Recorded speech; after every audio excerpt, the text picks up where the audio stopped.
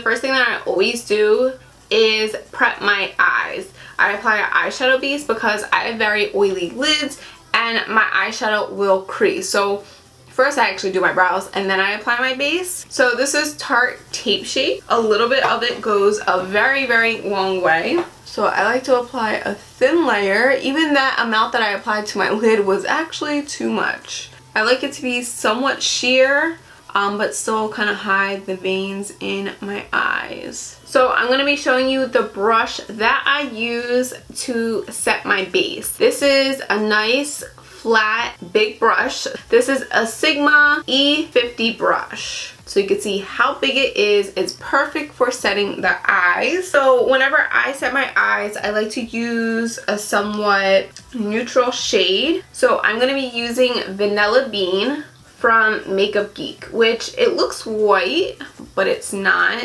You can see against my white sheets, it's more of like a cream color. Makeup Geek shadows are very affordable shadows. You can also use a face powder to set your base. It's definitely up to you, but anything pretty close to your skin color works. And you can see how large this brush is compared to my eye. So whenever I do my eyeshadow, I like to try to pick 4 colors that I'm going to be working with. So today I'm going to be using for my transition Beaches and Cream, which is a very light orange shade. I'm going to transition into Poppy, which is a bright coral color, my favorite. This I'm going to darken things up, just smoke it out kind of in the outer corner with the color Cocoa Bear, and then Cosmopolitan is going to be my lid color. So I'm going to start out with my transition shade. I'm going to put it against my white sheets because if not, it looks really white and it's not.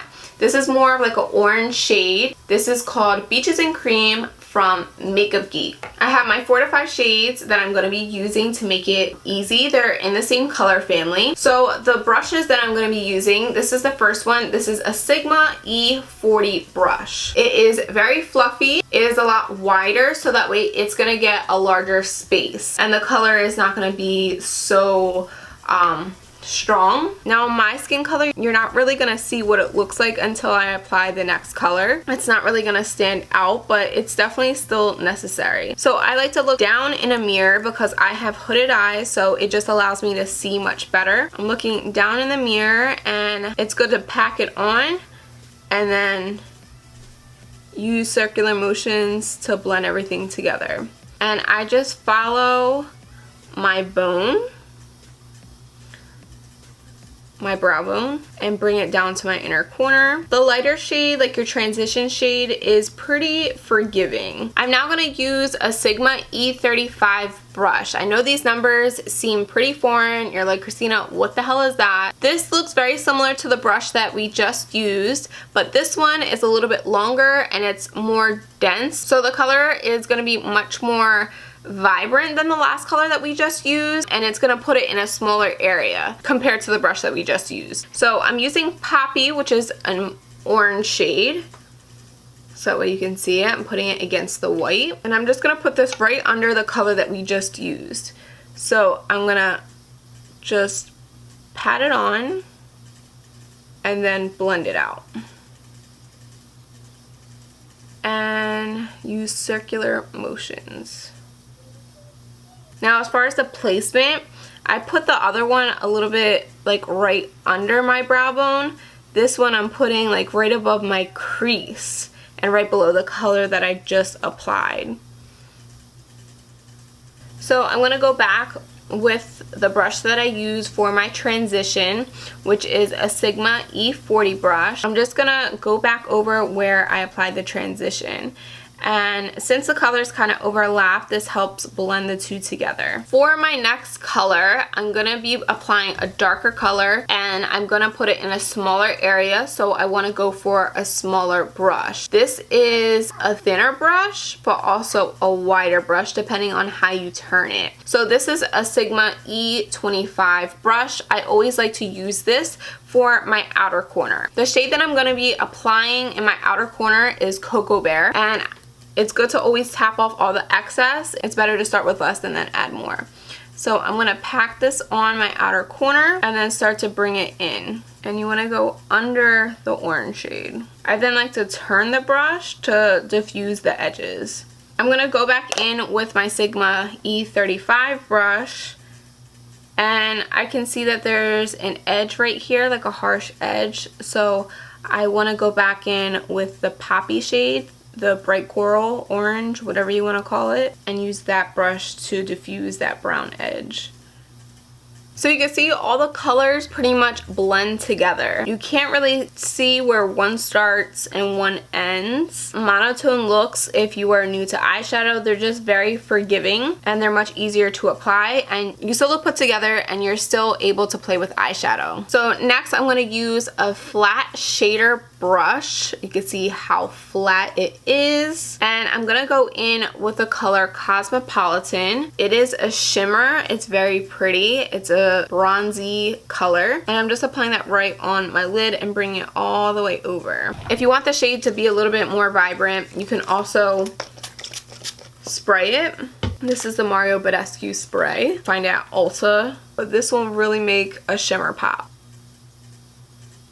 So now I'm going to apply the rest of my makeup before I do my inner corner and my lower lash line. So now I'm going to go ahead and use a Sigma E25 brush. This is the brush that I used earlier for the brown shade. I just wiped it off, but it's not a big deal because I'm going to go ahead and apply that shade again. So it's not really a big deal. I'm going to go in with the same brush and apply Poppy on top of that. To define my lower lash line, I'm going to go in with Cocoa Bear and a flat shader brush. It's just a small shader brush, and apply that really close to my lash line. So it looks like it's lining my eyes, but it's really not.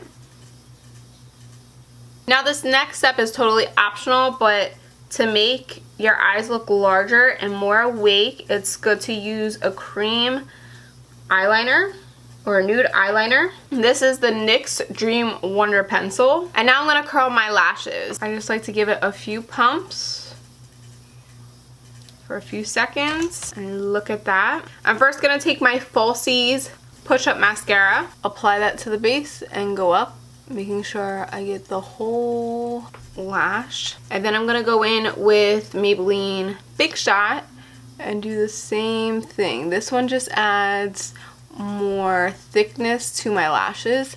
I love to use 2 mascaras and apply multiple coats. I'm gonna do this side. Hi! Hi, Nathan. Hi. And now I'm gonna go in with the KKW Cream Liquid Lipstick. This is more of like an orange shade, so it goes perfect with this look. I do have a video on how to apply liquid lipstick.